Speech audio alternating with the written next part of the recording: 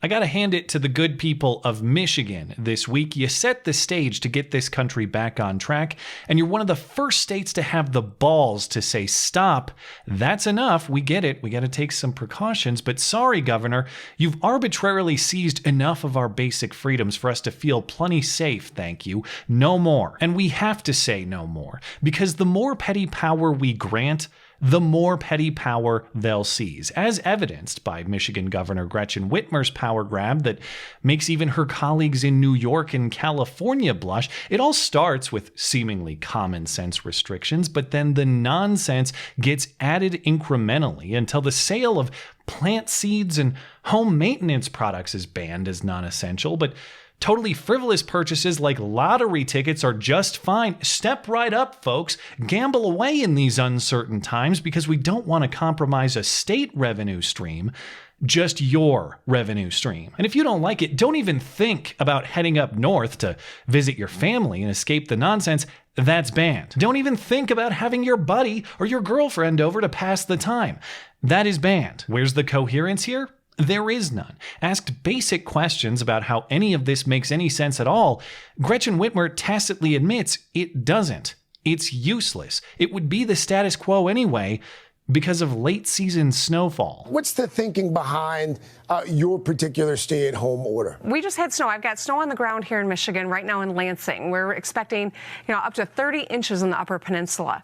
The fact that we're cracking down on people traveling between homes or planting or landscaping or golfing really for a couple more weeks isn't going to meaningfully impact people's ability to do it because the snow will do that in and of itself. Well, if it has no effect, then why are you doing it? If that's the case, the only plausible explanation is the arbitrary and recreational abuse of power. Your livelihood is non-essential. Your family is non-essential. Your access to your own property, if you have to travel to get to it, is non-essential. Just twiddle your thumbs and wait for your state issue check, because safety means relinquishing all personal responsibility you have for yourself and your family. It's for the greater good, she says. As though the greater good hasn't been the pursuit of all of history's tyrants, petty or otherwise. That is the context in which Michiganders in the thousands protested at the state capitol in Lansing on Wednesday. The event, dubbed Operation Gridlock, the idea being to occupy the streets around the Capitol building and make mass opposition known. Most participants, though not all, stayed in their cars. Some protested on foot on the Capitol grounds. So very conscious of social distancing and the rest of it. But that's going too far. That is close to totalitarian kind of stuff. I hope Whitmer understands that she's not just going to be able to rule Michigan like other politicians rule, China or something like that. We're going to take our liberties and we're going to keep them and we're going to fight for them. If there's one thing for which I can credit Gretchen Whitmer, it's not intervening with these protesters by force, but that praise couldn't be more tepid. A governor respecting the first and most fundamental rights of her people isn't an achievement. That's the first line in the job description. But hey, a D- is still better than an F, right? Governor Whitmer watched the peasant rebellion from her perch in the Capitol building, inviting a CNN reporter into her office to broadcast her scowl of displeasure. And you know how this goes. I support your rights, but you're all scum of the earth for exercising them. A small segment of the state is protesting, and that's their right. The sad part is, though, that the more that they're out and about, the more likely they are to spread COVID-19, and the more likely we're going to have to take this posture, for a longer period of time. Well, alternatively, they wouldn't have to protest if you hadn't deleted their jobs and tried to seize control of every aspect of their lives, as though her aim is to return to freedom and personal liberty in the future anyhow. Come on, guys, just obey my strict and arbitrary authority today so I can restore freedom tomorrow. Yeah, that's the snakiest oil ever sold. But she's sticking with this sales pitch, going as far as to accuse the protest participants of threatening people's lives. It was a car protest and they were backed up to in front of a hospital. There was an ambulance that could not get into the bay for 10 minutes. They absolutely impacted people's lives today and threatened people's lives. And we'll never know the precise number of COVID-19 cases that come as a result of this gathering, but we know that there will be some. We'll also never know the true number of people infected because Gretchen Whitmer invited an entire CNN production team into the state capitol so she could exercise her First Amendment rights. Or was that risk worth taking because her speech is more important than yours? Her speech is essential. Yours isn't. As to these supposed threats, she's making the claim that protesters blocked ambulance access to nearby hospitals. There are photos on Twitter claiming to show that, but that claim is not supported by hospital staff. Multiple news stories quote a hospital spokesman saying there were no issues with ambulance access. No disruptions at all. But let's take Twitter and Whitmer's word for it. Let's say either by spreading the virus in her judgment or by blocking hospital access, these protesters threatened people's lives. Why didn't you have them arrested then, Governor? The First Amendment doesn't cover threats. Respecting the First Amendment doesn't mean allowing threats. Threats are a crime.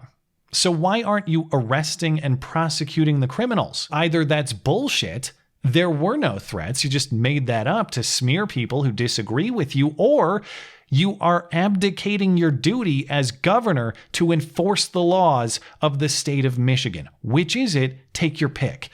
Or maybe it's option C. None of this applies because a few flakes of snow were seen flying that day. And Gretchen Whitmer wasn't the only Michigan official to incoherently and hypocritically scowl upon her subjects. Congresswoman Debbie Dingell, who represents Ann Arbor and suburban Detroit, appeared on MSNBC to join the party and smear her own constituents. People have been instructed to stay home to keep them safe. What goes through your mind when you see these images? I understand as well as anybody does about being frustrated about staying home. I've been home for 31 to 32 days today by myself, no physical being near anybody. But what happened yesterday was inexcusable. People did not have masks, they did not have gloves, they did not distance themselves, they had Confederate flags, swastikas, bringing hate and fear into a time that is already full of fear and anxiety. It's just unacceptable. What they did was to help spread this disease around the state more, most likely, not contribute to the mitigation, and it just made me sad. If watching Americans exercise the first and most fundamental American right to petition government makes you sad, well, if you don't like America, why don't you get out? And of course, if you are a Michigander who exercises your fundamental rights, predictably, you're a racist. All because one guy was seen with a Confederate flag at the protest and some other lady was seen making fun of Gretchen Whitmer, calling her Hitler, not endorsing Hitler.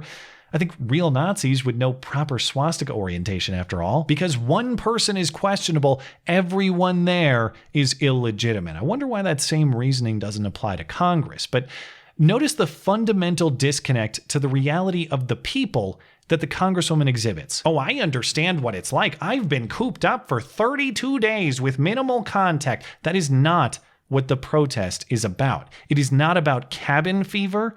It is about livelihoods. Your salary, Debbie, is still delivered through legalized theft at full rate, despite the fact that you aren't working. The peasantry isn't so lucky. In most other contexts, no work means no income. And no income means you can't just sit leisurely at home with no worries other than how to spend the time. It's not cabin fever. It's whether your cabin gets foreclosed upon as a consequence of your big mommy brand of government supposedly keeping us safe. These people are not your kids.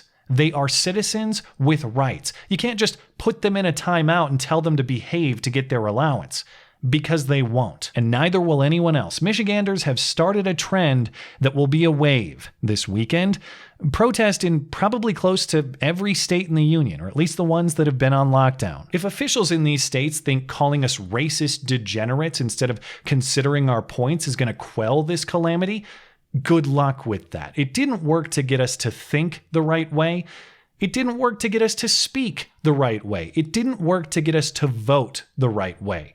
So just what in the hell makes them think it's going to work to get us to surrender our very livelihoods? I have no idea. But good luck with that, Gretchen and Debbie, because after all, you've called us racist 1,000 times over by now. One more meaningless time as an insignificant price to pay for our fundamental freedom, I think we'll take that deal. It's a scary racist virus world out there, no doubt. but not nearly as scary as the supposed safety of your daycare. Thanks as always for listening and for supporting this channel always. Appreciate that thoughtful discussion down below, and especially over on Twitter, that is at ML Christiansen. You're always welcome to coming out and chat in my live streams. Those are linked down in the description. Looking forward to it. Goodbye.